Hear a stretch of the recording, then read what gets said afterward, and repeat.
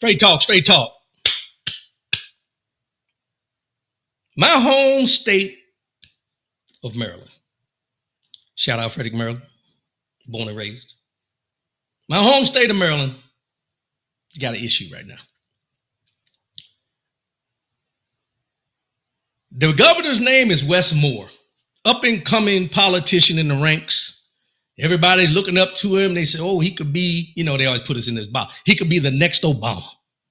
He speaks so eloquently. He's for the people. All these different things they said when he was running and everything like that.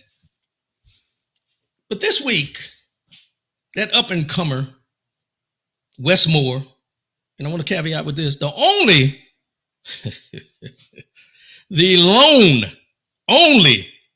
numero uno black governor, the nation's only black governor, vetoed a bill to study reparations for the people of Maryland. Now, you may be asking, why does it matter? Well, let me ask this question. Why doesn't it matter? And see, I say that because we look at these politicians that don't look like Wes Moore, or don't look like me or anything like that, and we say, oh, they're racist. They don't want to do reparations. They just want to keep us in bondage and all these different narratives we come up with. But then when we have one of our own who we put on this pedestal like he's the next Obama, he's going to do this for us, he's going to do this for us, and he vetoes the study, not giving reparations, but just the study reparations or giving reparations to the people of Maryland. What does that say? What does that tell you? For me, outside looking in, and I didn't read the article at the time, but when I first read it, I was like, oh, he's looking higher. He ain't trying to help y'all. He ain't worrying about the governor. He's trying to ascertain higher in his political ranks. For him, governor, that's just a stepping stone for where he's trying to get to. That's my mindset when I seen this of him turning down just the study of reparations, knowing what reparations is all about. And this is what the article said. Maryland Governor Wes Moore on Friday vetoed a bill that would have required the state to define the economic harms to black descendants of enslaved people and recommend remedies dealing a blow to reparations supporters who counted on the only black governor of a U.S. state to be an ally. An ally or ally. Y'all have heard it before. Because let's just be real. When I say that, people think it's just dealing with white folks. No. We have allies or allies within our ranks. Don't get it twisted. The veto of reparations study was the highest profile of 24 vetoes Moore issued late Friday. The most the governor and rising Democratic star has fought back against the Democratic-controlled legislation during his 2.5 years in office. Moore said, given the state's economic problems, he was focused on laws that help the state recover from the severe impacts of the Trump administration's federal spending cuts. I was very transparent. This is his statement. I was very transparent with the leadership and members of the General Assembly that anything that fails to meet the urgency of this moment, I will not sign it. And it must wait for another time, Moore said in an interview, calling the reparations study the most challenging of his veto decisions. Moore said he's ready to engage in conversations about repairing the legacy of slavery now, and he doesn't need to wait 2 years for Reparations Commission to draft a study. A study group that is saying that they're going to present reports to the governor in 2 years is fine, but the governor is ready to engage now, he said. Moore met with black leaders as recently as Thursday to say he was wrestling with it.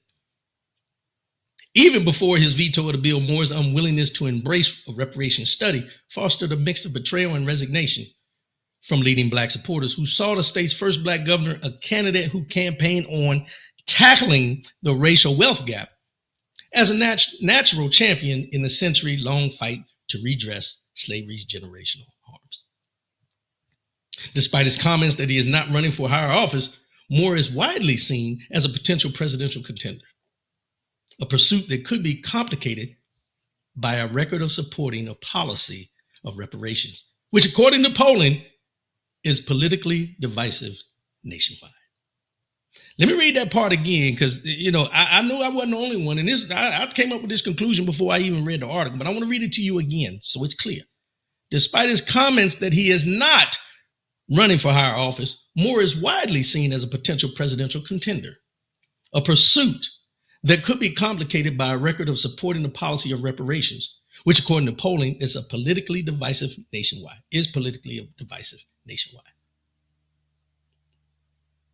Now, I'm not saying he is. I ain't saying he ain't.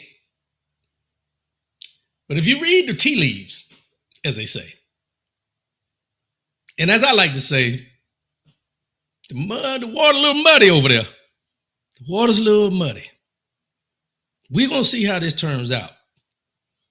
And it says everyone is upset about this. Senator C. Anthony Muse, Democrat, Prince George's County, said he led a rally outside Moore's official residence in Annapolis last week, urging the government to sign the reparations bill, said about Moore's lack of support. And he said there will be a real backlash from the black community, not just in Maryland, but nationwide, Muse said, before the vetoes were issued, adding that the leaders of the General Assembly's Black Legislative Caucus, of which he is a member, are broadly baffled by Moore's reluctance.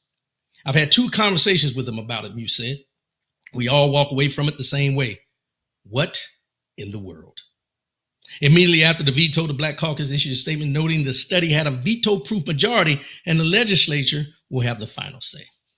The state's first Black governor chose to block his historic legislation that would have moved the state toward directly repairing the harm of enslavement, the caucus said in the statement. While unilaterally, executive actions and piecemeal legislation addressing disparities can contribute to progress, they cannot substitute meaningful, sustained, and comprehensive efforts. To advocates, Maryland tackling reparations represented both a concrete and symbolic victory. Now, I'm not going to go all the way through this, as I said, but I want to ask the question for you to ponder. And when I say ponder, I mean think. I know y'all know what ponder is. I just want to put it out there for some of the people in the back that don't know. Ponder. You remember how we thought, a lot of us thought, that when President Barack Obama was elected, that he was going to do anything and everything for the Black community. And he said, he's not for Black, he's not for white, he's for all Americans. Remember that? Yeah, that. And then as time went on, he got reelected. Did 2 terms. And then there's people that talk about what did he really do for the African-American Black community in those 8 years. One of the big things they talk about is the Affordable Care Act, which is good. But then you have to ask the question of what else can we just come up with off the top of our heads that was good for us as a community? And I ask that question because it's ironic that the week that white Afrikaners are allowed by this administration to come in this country with no process whatsoever but a 1-month time period for them to become U.S. citizens compared to other people who come here for, and it takes years and years and sometimes more than 2 years, 3 years, that they can be fast-tracked like that. But then you have a governor, the lone African-American Black governor in the United States of America at this time has a reparations study bill on his desk and he vetoes it.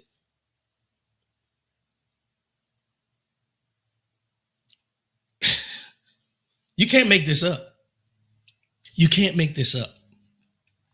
So I ask you, and I say this, we have an election coming up in 2026, midterm elections in 2026. It would behoove you, be in your best interest, for those that don't behoove, it would behoove you, be in your best interest, to look at each and every person on the ticket and look in depth at what they do, what they vote for, how they feel about anything and everything that is important to you before you just go in there. And because he looks like you, or he gives you a dap when he sees you, or he can talk a little slang, or he can do the boots on the ground dance, or any of those type things we can think about that is a cultural thing for us. Before you just go in there and vote for him because he showed up at your men's barbershop conversation or something like that, do your research.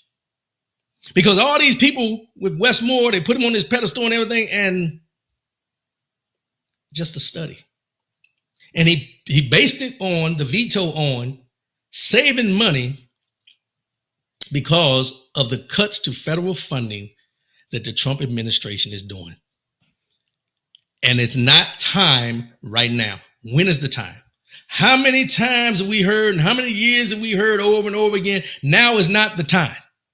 When it comes to us, by our own politicians, it's not our time. It's not time right now. I have to be frugal with the budget because of this cut, that cut, and everything, but they're not frugal when it comes to other things. They weren't frugal in this government when they gave the Japanese all that money. They weren't frugal when they gave the Jewish people, and it ain't nothing against the Japanese or the Jewish people. I'm using examples. It wasn't frugal when they paid them out because of the Holocaust or the internment camps or any of those type things. But it just seemed that we never have the money to do anything when it comes to people of color, specifically Black African Americans in this country who have served this country proudly through the military and everything, the GI Bill when they came back from fighting wars, housing. Anytime it comes to us getting something, it's always not the right time.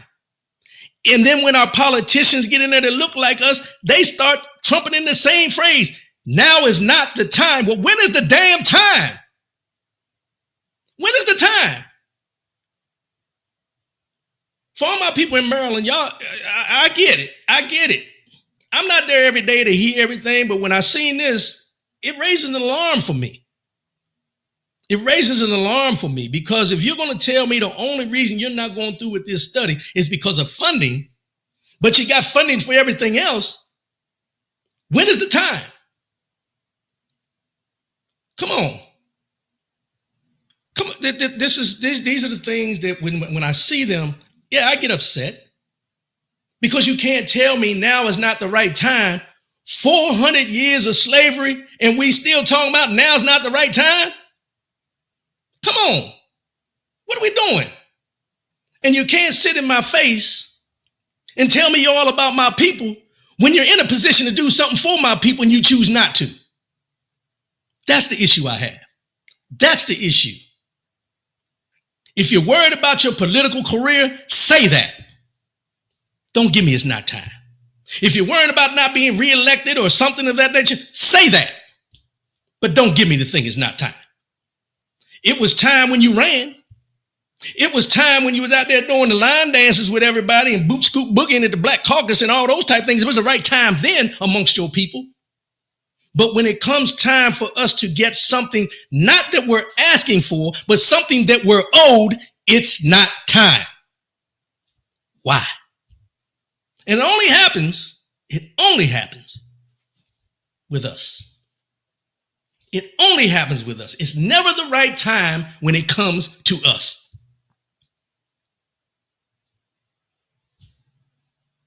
Never.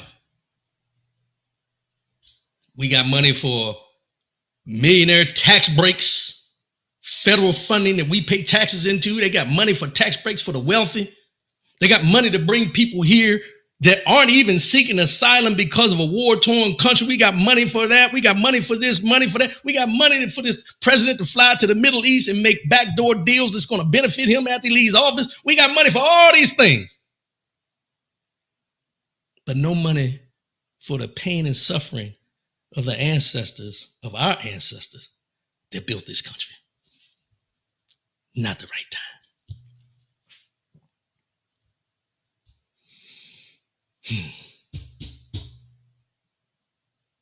Not the right time. When's the right time? I'll wait. Oh, I'll definitely wait. I'm trying to figure out when the right time is.